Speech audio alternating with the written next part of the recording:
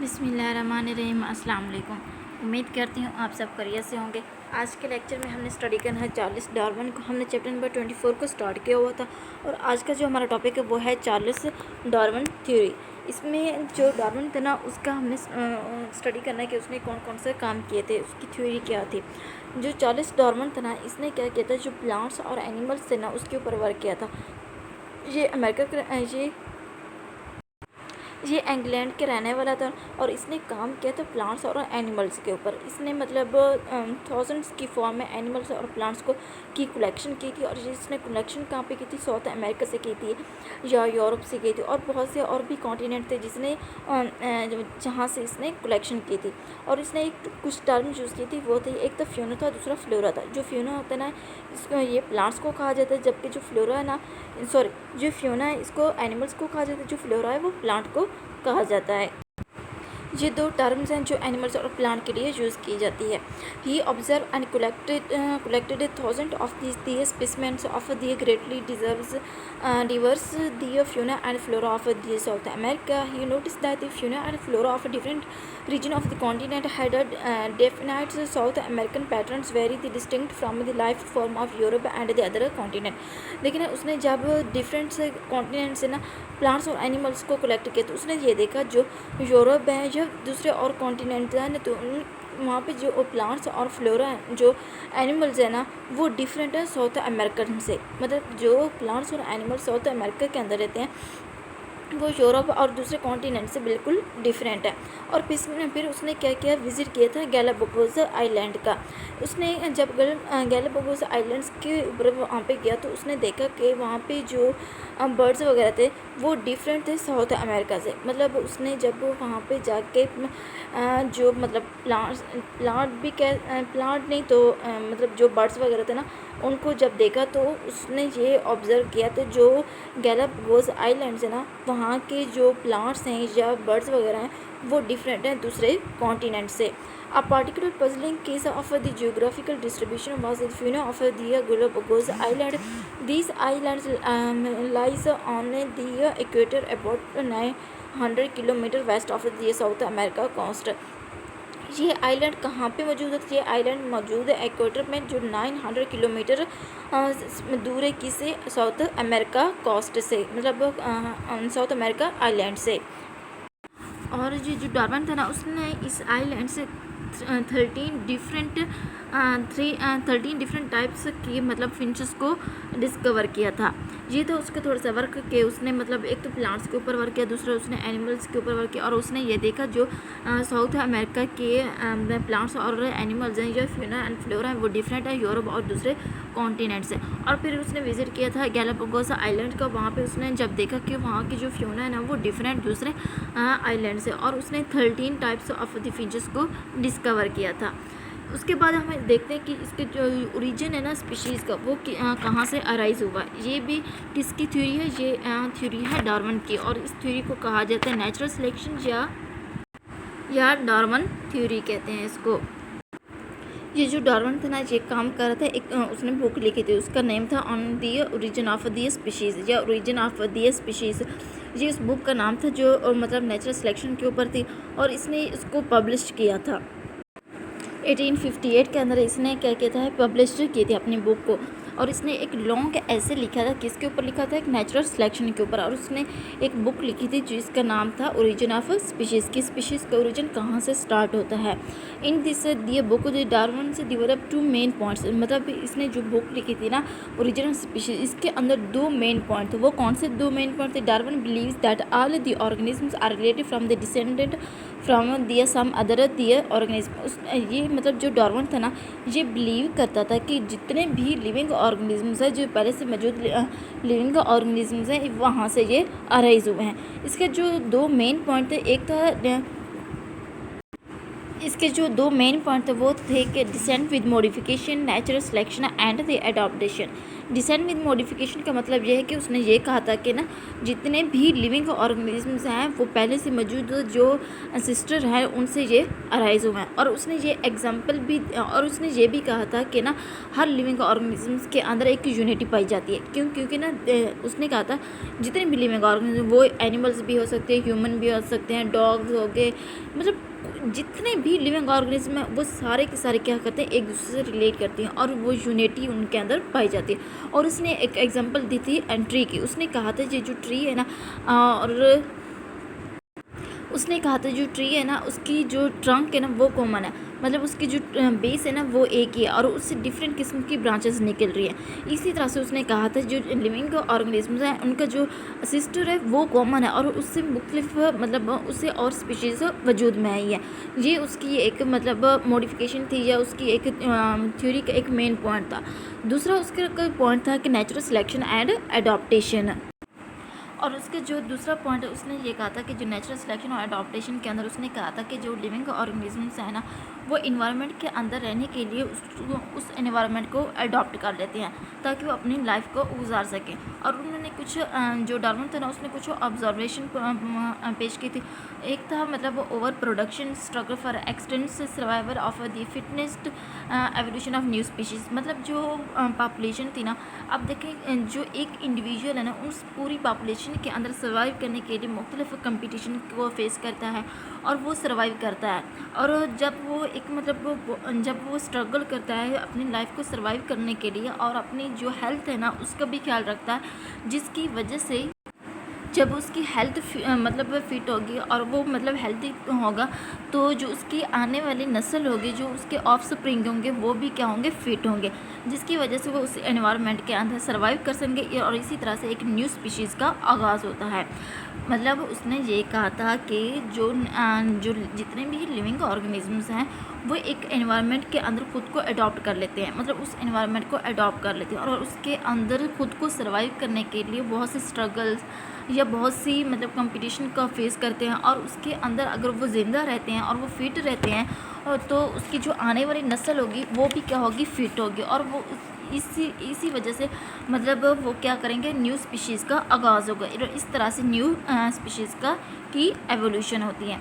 ये थी उसके ओरिजिन और उसके कुछ पॉइंट थे। उसके दो मेन पॉइंट थे, एक था डिसेंट विद मॉडिफिकेशन, दूसरा था natural selection and adaptations. Next हमारे पास जो टॉपिक है वो है न्यू डार्विन थ्योरी। अब देख रहे हैं जो डार्विन था ना उसने ना काफ़ी सारा वर्क किया था और जिसकी बेस के ऊपर ना जो डार्विन था ना उसने खुद अपनी जो थ्योरी पेश की थी ना उसको क्या किया था, मॉडिफाइड किया था। उस थ्योरी को उसने दोबारा उसका नाम दिया था न्यू डार्विनिज्म, मतलब न्यू डार्विन्स। और इसकी जो थ्योरी थी ना वो बेस करती थी, मतलब इसने जो मॉडिफाइड किया था ना किस बेस के ऊपर इस थ्योरी को मॉडिफाइड किया था, एक तो पॉपुलेशन जेनेटिक के बेस के ऊपर उसको मॉडिफाइड किया था। दूसरा पॉइंट ये था कि जो variation with in the population के, मतलब पॉपुलेशन के अंदर किस तरह से वेरिएशन आती है, किस तरह से उनके अंदर चेंजिंग आती है, इस बेस के ऊपर इसको थ्योरी को मॉडिफाइड किया था। और थर्ड पॉइंट था क्वांटिटेटिव कैरेक्टर के बेस के ऊपर इसको थ्योरी को मॉडिफाइड किया था।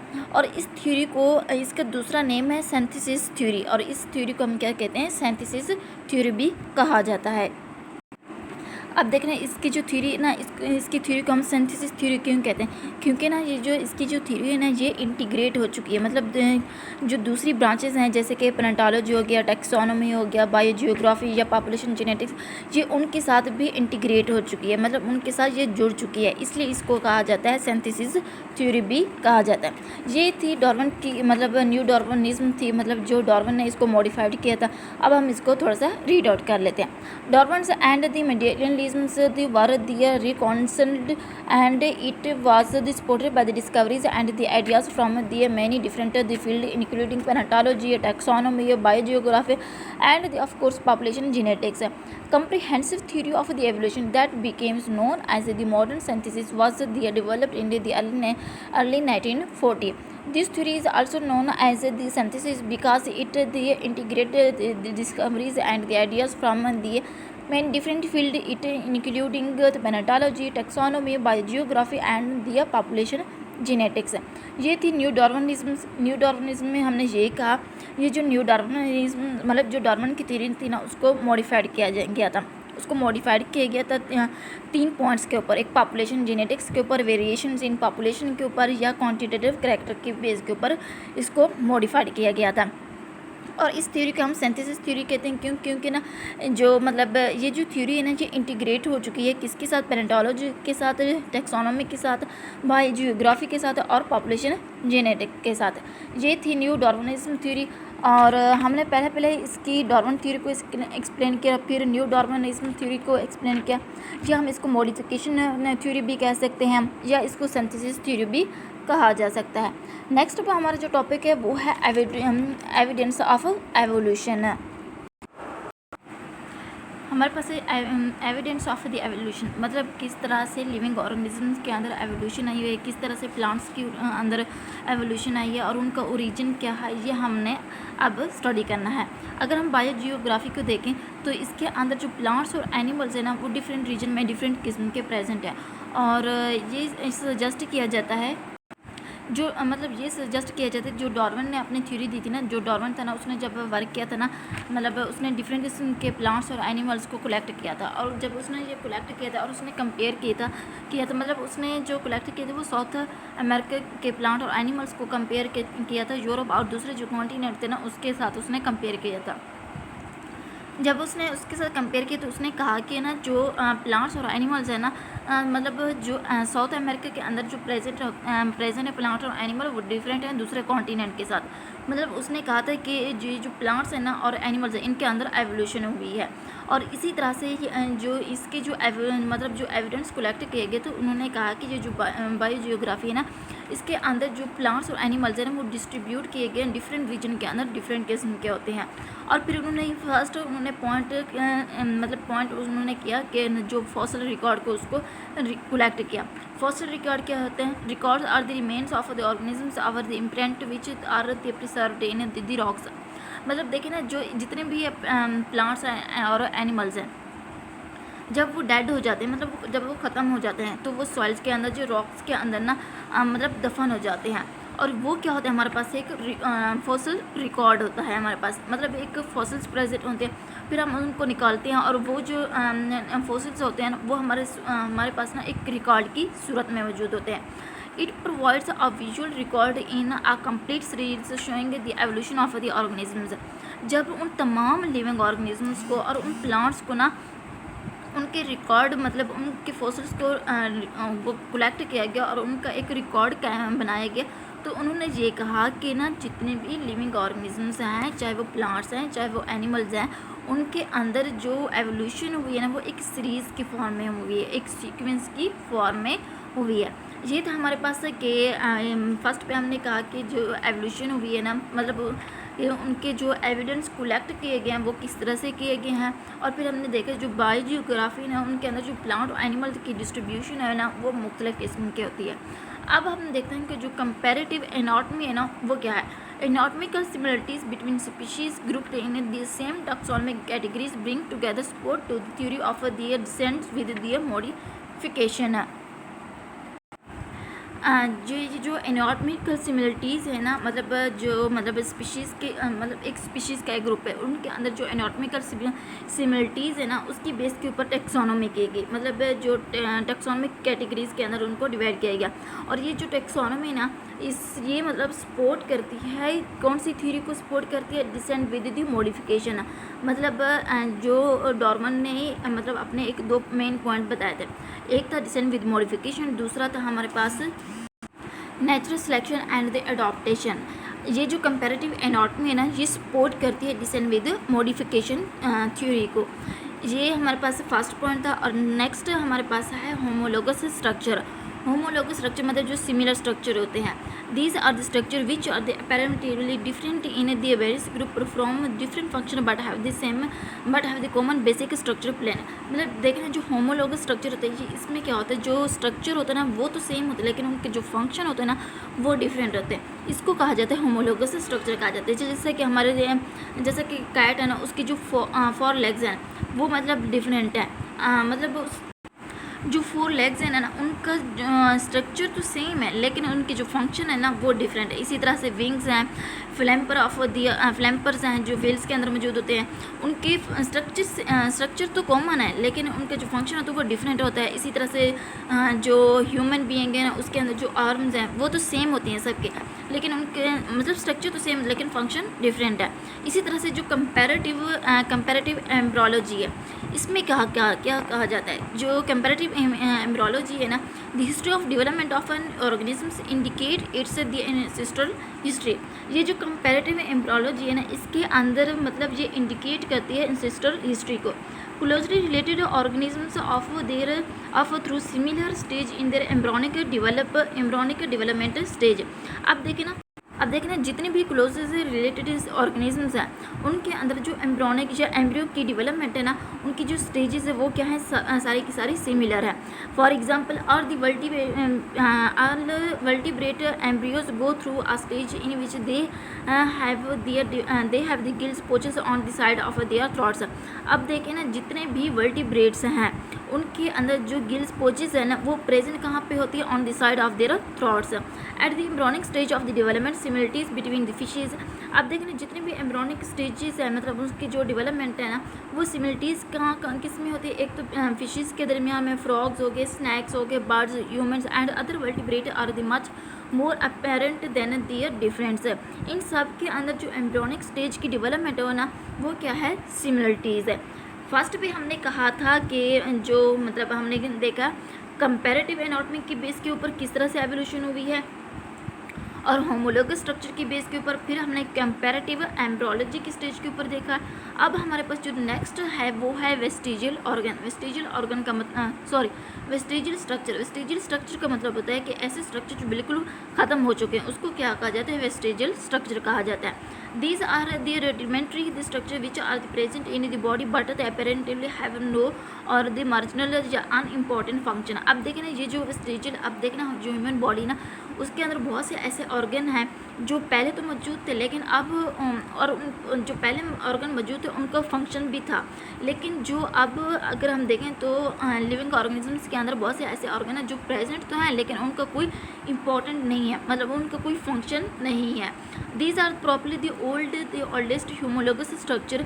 The vestigial organs are the historical remnant of structure that had the important function in the ancestor but are no longer extension। मतलब जितने भी ancestor वगैरह थे उनके अंदर तो वो फंक्शन परफॉर्म करते थे, लेकिन अगर हम आप देखें तो उनके अंदर कोई भी मतलब अगर हम देखें तो वो ऑर्गन मतलब किसी भी लिविंग ऑर्गेनिजम्स के लिए वो किसी भी फंक्शन परफॉर्म करने के लिए ज़रूरी नहीं है।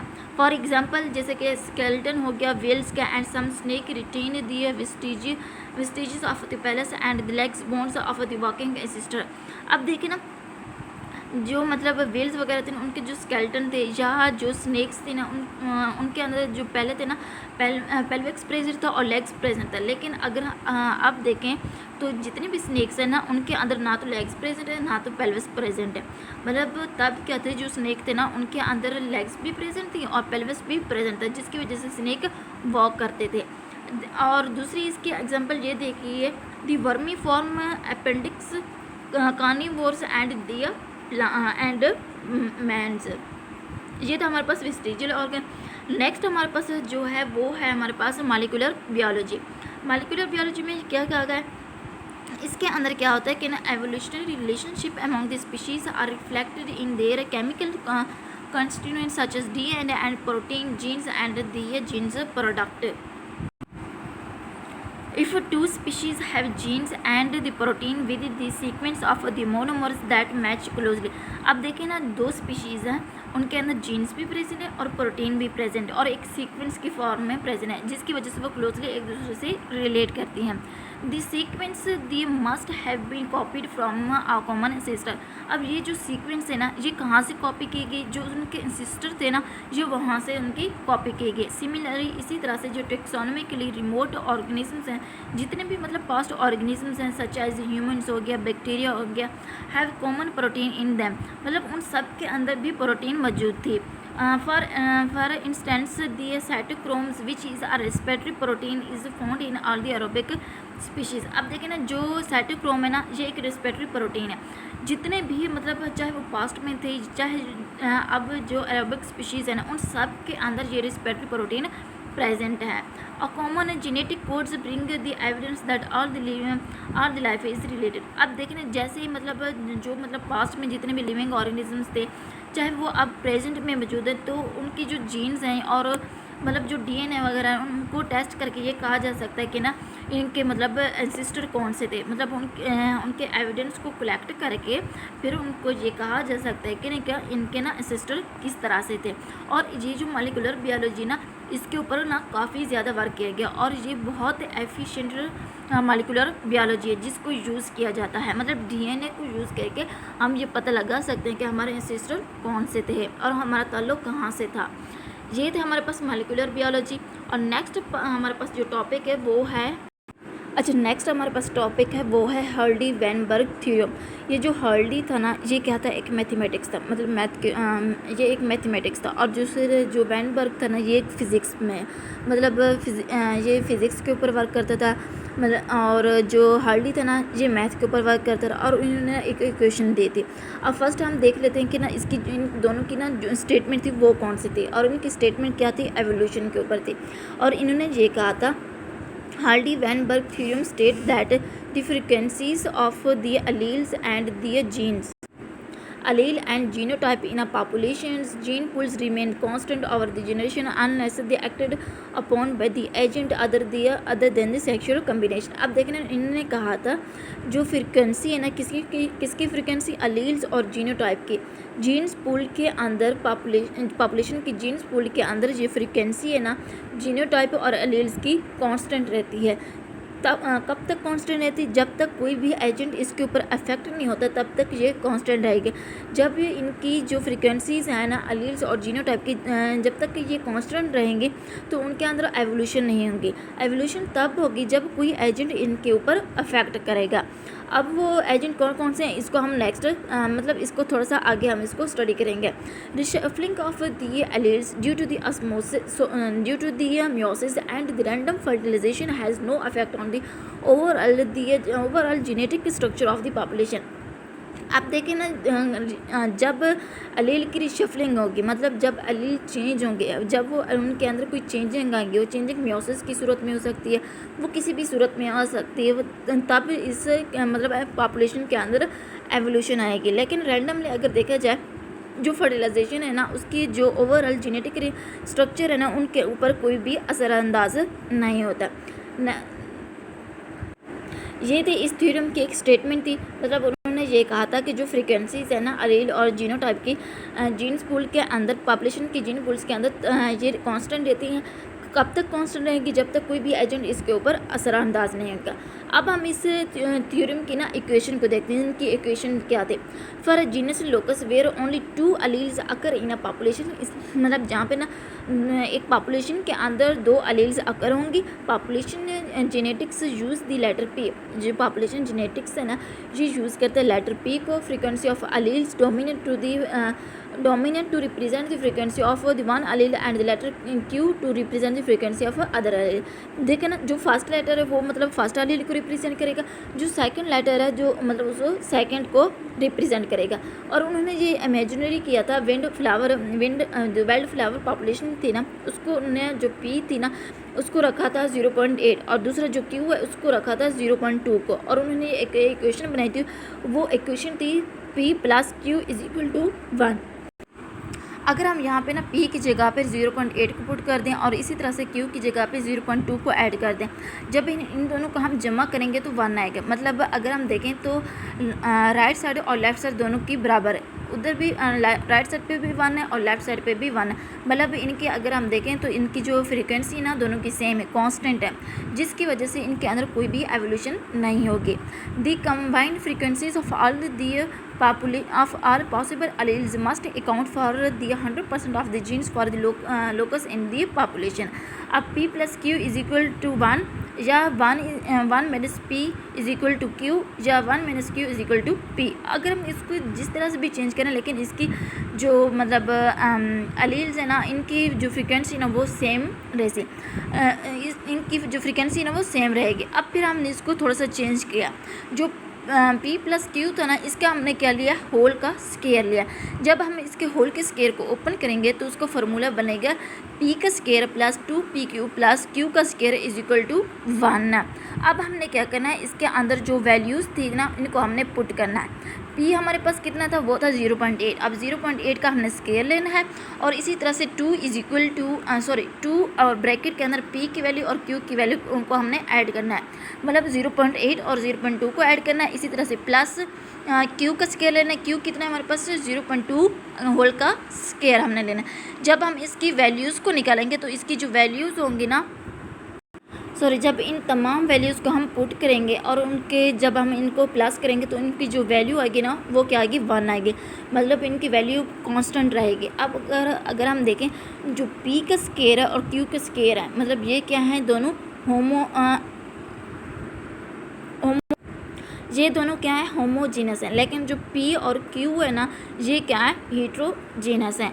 अब अगर जब हमने इन दोनों को प्लस किया था तो इनकी वैल्यू क्या आई थी, 1 आई थी. मतलब इनकी वैल्यू क्या है, कांस्टेंट है और इनकी जो फ्रीक्वेंसी है ना वो चेंज नहीं हुई, जिसकी वजह से इसके अंदर कोई भी एवोल्यूशन नहीं हुई है. ये था कि जो हर्ली वैन ब्रिंक थी इक्वेशन थी, मतलब उन्होंने जो फार्मूले यूज़ किए थे और उन फार्मूलों को यूज़ करके उन्होंने ये एवोल्यूशन को मालूम करने की उनको मालूम किया था. और नेक्स्ट हमारे पास जो है ना, वो उसके मतलब कुछ फैक्टर हैं जो हमने स्टडी करना है. जैसे कि मैंने इसकी डिफिनेशन के अंदर भी कहा था कि ना, जो इनकी फ्रीक्वेंसी ना, जो अलील्स हैं और जीनोटाइप है, इनकी जो पॉपुलेशन जीन्स पूल है ना, इनकी जो फ्रीक्वेंसी ना वो कांस्टेंट रहती है. लेकिन तब तक कांस्टेंट रहती है जब तक कोई एजेंट इसके ऊपर अफेक्ट ना हो. वो कौन कौन से एजेंट थे, अब हमने उनको देखना है. वो एजेंट कौन से, एक तो है म्यूटेशन, दूसरा क्या है, migrations, genetic drift, no random meeting and दिया सिलेक्शन. ये कुछ फैक्टर हैं जो जीन की फ्रीक्वेंसी के ऊपर अफेक्ट होते हैं. अगर ये जो फैक्टर है ना, ये क्या करते हैं, जीन्स को चेंज कर देते हैं, उसकी फ्रीक्वेंसी को चेंज कर देते हैं. और इसकी वजह से उन्होंने कहा था कि ना, इन फैक्टर की वजह से किसी भी पॉपुलेशन के अंदर या किसी भी इंडिविजुअल के अंदर उनके अलील्स और जीनोटाइप चेंज होते हैं, जिसकी वजह से एक न्यू पॉपुलेशन वजूद में आती है. अब इन फैक्टर को हम थोड़ा थोड़ा एक्सप्लेन कर देते हैं. इसका जो फर्स्ट फैक्टर है वो है म्यूटेशन. म्यूटेशन का मतलब होता है कि चेंजिंग आना. किसके अंदर चेंजिंग आना, जीन्स के अंदर चेंजिंग आ जाना. वो क्या उसको हम क्या कहते हैं, म्यूटेशन कहते हैं. दूसरा हमारे पास है मिग्रेशन. मिग्रेशन का मतलब होता है कि ना, एक जगह से दूसरी जगह ट्रांसफ़र होना, उसको क्या कहते हैं, मिग्रेशन कहते हैं. और जब भी कोई शख्स एक जगह से दूसरी जगह मिग्रेशन करेगा या ट्रांसफ़र होगा तो उसके अंदर जो जीन्स है ना, उसके अंदर चेंजिंग आएंगे. चेंजिंग की वजह से मतलब उसके अंदर एवोल्यूशन अकर होगी. और थर्ड हमारे पास पॉइंट है जेनेटिक ड्रिफ्ट. जेनेटिक ड्रिफ्ट के अंदर क्या होता है कि इसके अंदर ना, स्मॉल द पार्टिकुलर में लीस्ट to a loss of the particular alleles. मतलब इसके अंदर कोई भी पार्टिकल अलील्स क्या हो जाती हैं, लॉस हो जाती हैं, जिसको क्या कहा जाता है, जेनेटिक ड्रिफ्ट कहा जाता है. और हमारे पास है जो फोर्थ पॉइंट है वो है नॉन रैंडम मेटिंग. इसके अंदर क्या हो जाता है कि ना, इसके अंदर ये होता है कि ना, इसके अंदर मतलब एलील की तो चेंजिंग जो फ्रीक्वेंसी वो तो चेंज नहीं होती, लेकिन जो मतलब हेट्रोजाइगोट है ना, मतलब जो हेट्रोजाइगोट की प्रपोर्शन है ना किसी भी इंडिविजुअल के अंदर, वो क्या हो जाती है, कम हो जाती है. उसको क्या कहा जाता है, नॉन रैंडम मीटिंग कहा जाता है. अब लास्ट पे हमारे पास है सिलेक्शन. सिलेक्शन क्या होते हैं हमारे पास, इसमें क्या होता है, सिलेक्शन कैन बी ये जो सिलेक्शन है, ये नेचुरल सिलेक्शन भी हो सकता है और आर्टिफिशियल सिलेक्शन भी हो सकता है. नेचुरल सिलेक्शन क्या होता है, the environment play roles affecting the population of genes in a population. अब देखना, जो इन्वायरमेंट है ना, इसमें क्या होता है, ये मतलब रोल प्ले करता है और अफेक्ट करता है जो पॉपुलेशन है, जो इंडिविजुअल है, उनकी जीन्स के ऊपर ना अफेक्ट करता है. उसको क्या कहा जाता है, नेचुरल सिलेक्शन कहा जाता है. और नेक्स्ट हमारे पास है कि आर्टिफिशियल सिलेक्शन. आर्टिफिशियल सिलेक्शन क्या होती है, आर्टिफिशियल सिलेक्शन होती है कि the breeder select the desire quantities is called the artificial selection है। ये था हमारे पास आज का टॉपिक। हमने जो आज के लेक्चर में स्टडी किया है, एक तो हमने डार्विन थ्योरी को स्टडी किया है, दूसरा हमने इसके अंदर स्टडी किया है, फिर हमने इसके अंदर न्यू डार्विनिज्म थ्योरी को स्टडी किया है, और फिर उसके बाद हमने देखा है कि ना जो एविडेंस हमने कलेक्ट किए हैं, जो एवोल्यूशन के जो हमें ना एवोल्यूशन में मतलब मदद देते हैं, वो कौन कौन से एविडेंस थे और उनको किस तरह से मतलब उनके अंदर चेंजिंग आई है, उनके अंदर किस तरह से एवोल्यूशन हुई, वो हमने सारा कुछ स्टडी किया है। और फिर हमने लास्ट पे हमने स्टडी किया हार्ली वैन ब्रिंग्स थ्योरम को हमने स्टडी किया है। उसके हमने स्टेटमेंट देखी, मतलब उन्होंने क्या किस बेस के ऊपर, मतलब एवोल्यूशन की बेस के ऊपर उन्होंने एक स्टेटमेंट दी थी, एक थ्योरम पेश किया, तो उसको हमने देखा है। फिर हमने उसकी इक्वेशन को स्टडी किया, और फिर लास्ट पे हमने इसके फैक्टर को स्टडी किया कि कौन कौन से फैक्टर है, जो कौन कौन से एजेंट हैं जो मतलब जीन की फ्रिक्वेंसी के ऊपर अफेक्ट होते हैं, मतलब असरानंदाज होते हैं, जिसकी वजह से जो जीन की फ्रिक्वेंसी वो ना चेंज हो सकते हैं। पहले हमने म्यूटेशन का कहा, मिग्रेशन का, genetic drift, non random meeting, और फिर लास्ट पे हमने सिलेक्शन का कहा। सिलेक्शन मतलब दो तरह से की हो सकती है, एक आर्टिफिशियल भी होती है और नेचुरल भी होती है। यह था हमारा आज का लेक्चर। उम्मीद करती हूँ आप सबको समझ आ गई होगी। इंशाल्लाह नेक्स्ट लेक्चर में न्यू वीडियो के साथ मिलेंगे, तब तक के लिए अल्लाह हाफिज़।